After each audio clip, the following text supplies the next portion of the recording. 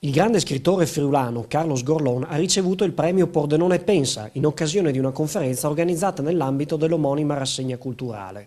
Sgorlón, che ha denunciato l'isolamento in cui l'ha relegato certa cultura progressista, ha espresso la sua sintonia con le idee e la formula culturale di Pordenone Pensa. Penso che sia nato un po' anche in concorrenza o comunque per accompagnare Pordenone Legge, no?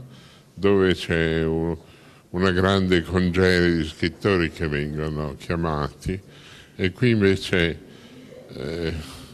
i parlatori vengono fatti venire uno alla volta e penso che sia più saggio perché insomma far venire tanti scrittori tutti insieme significa produrre così un po' di confusione, no? A premiare Sgorlón è stato il presidente della provincia, ideatore di PN Pensa, Alessandro Ciriani. Sia il sottoscritto che chi ha collaborato alla realizzazione di Pordenone Pensa esprime grande soddisfazione perché anche questa sera abbiamo avuto il grande pubblico, un po' tutte le conferenze sono andate davvero molto bene.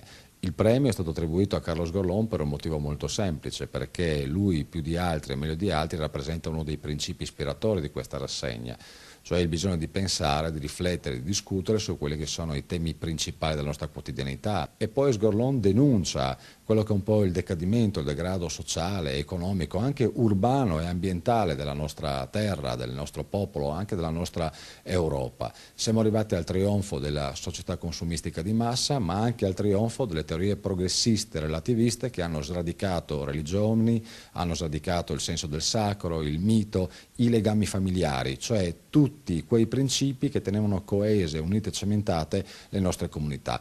Proprio perché denuncia questo modello, vuoi progressista, vuoi ultraliberista, si sposa perfettamente con i principi che hanno animato Pordenone Pensa. Pordenone Pensa continua sabato 24 gennaio con Marcello Veneziani, ospite a Pordenone, e domenica 25 con Antonio Socci di Scena Spilimbergo. Informazioni e programma completo su www.pordenonepensa.it.